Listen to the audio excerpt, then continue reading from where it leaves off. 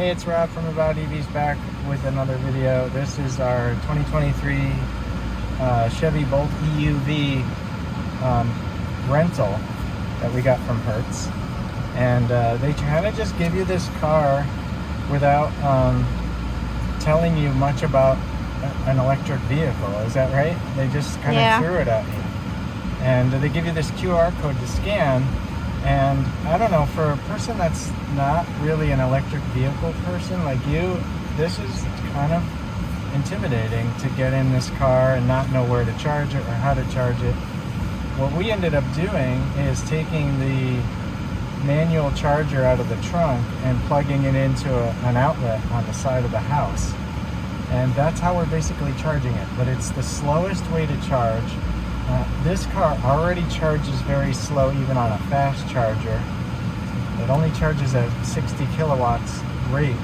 So on a slow charger, yeah, it's probably going to be about the same as any other car, but you're talking about 2 full days to charge this car up from dry or very low of constant charging. So unless you're going to be parked for a really long time, you're going to have to know where to go to charge this car on a fast charger. And most people don't know and aren't going to probably even check this QR code unless they get desperate to figure out where to go, or, you know, to download the PlugShare app.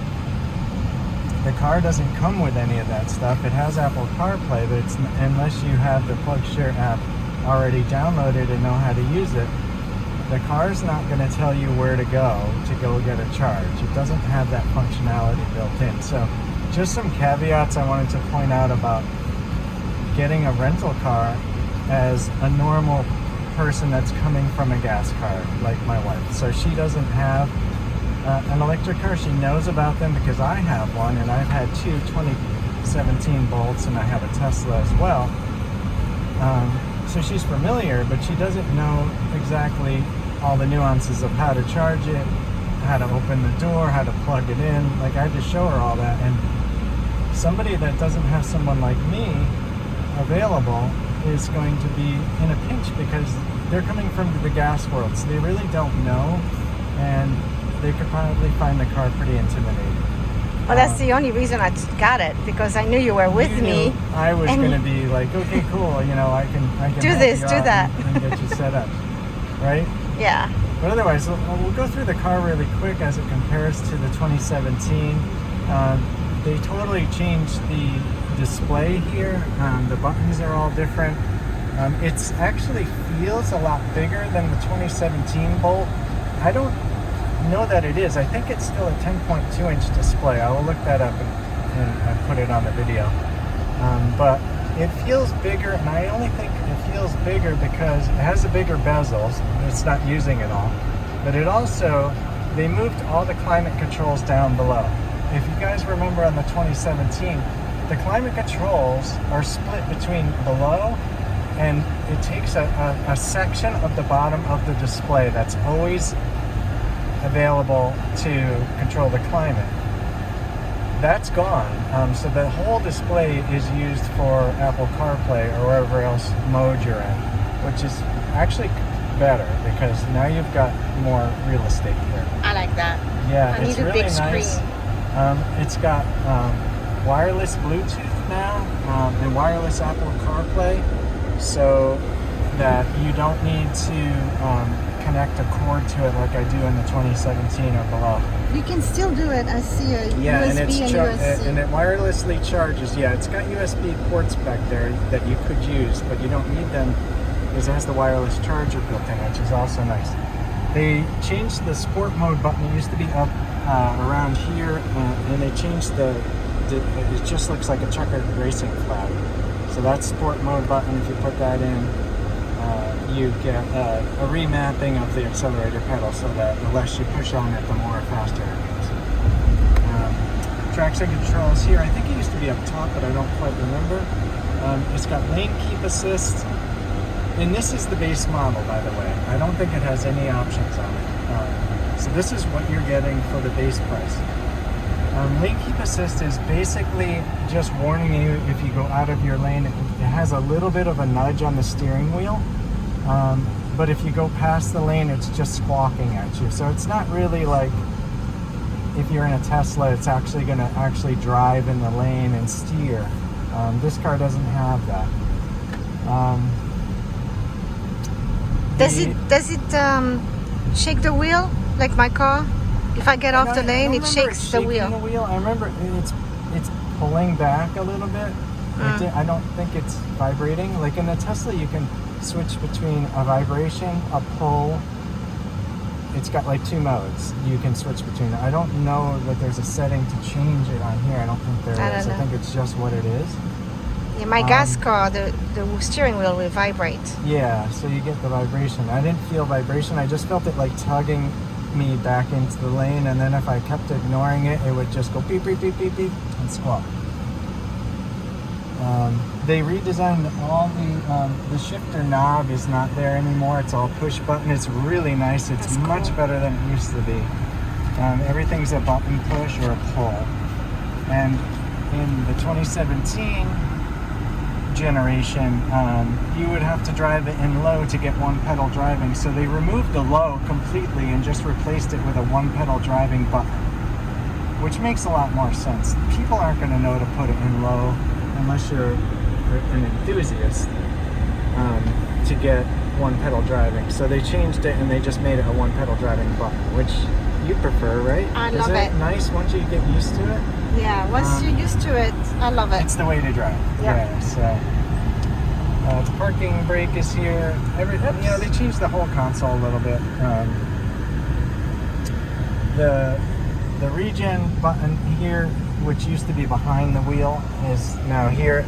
It's a tab kind of now. I use that a lot. Yeah, so it will help you stop.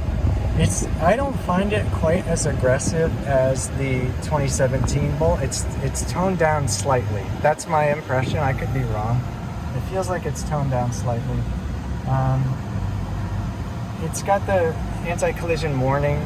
Basically, all that's doing is flashing a light on the dashboard when you get too close to somebody. When you turn that on, it's an alert.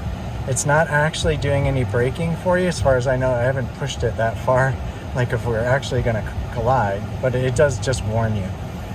You get in the blind spot indicators on the mirrors. That didn't come standard on the base model in the other generation, so they're throwing that in for free.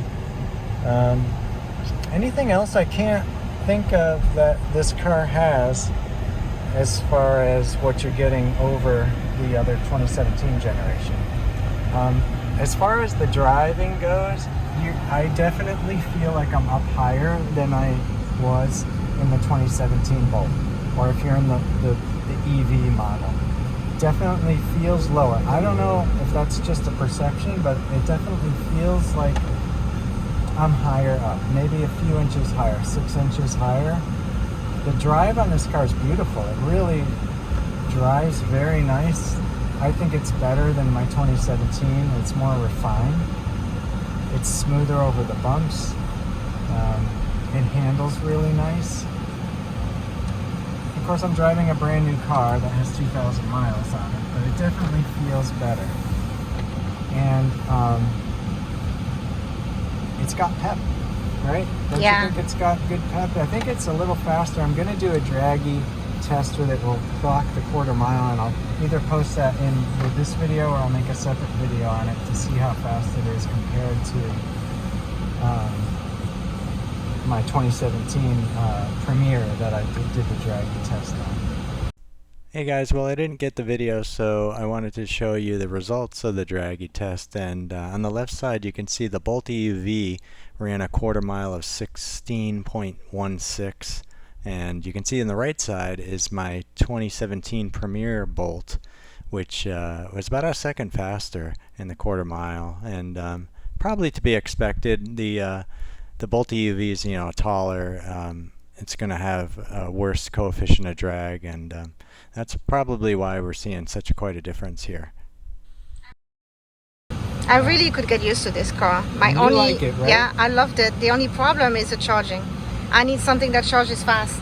It does have the fast charging, but we don't have a connector at the house that works with it. The connector is for the Tesla, and I don't have my adapter here. It's actually in my Bolt, which is at home.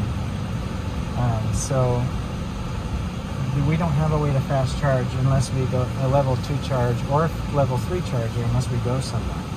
Yeah, So, and I don't even know where there is one around here. And it's a bit intimidating for somebody that doesn't know.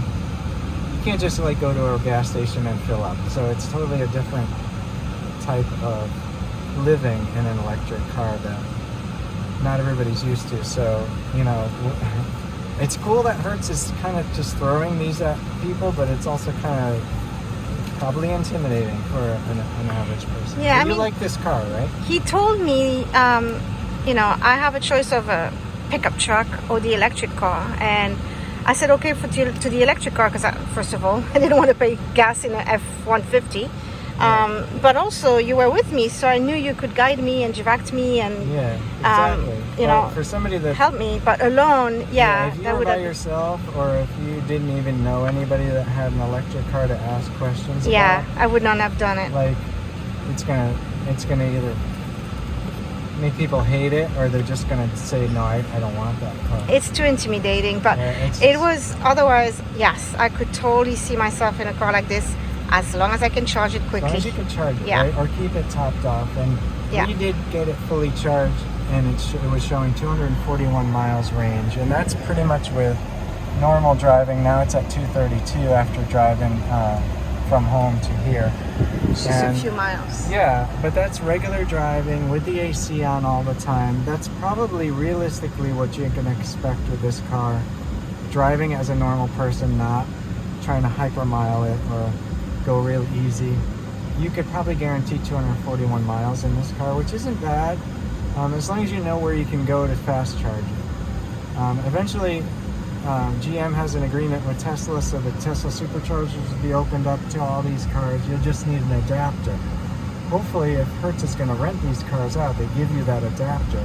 I was thinking so. Because that's real, you know, important to have, especially if you're going to want to be able to charge it anywhere, and Tesla Superchargers are pretty much all over the place. The other, you know, EV Americas and all those other level 3s, you got to hunt them down, and unless you have an app or, you know, to subscribe, like you had to download the ChargePoint app to charge it.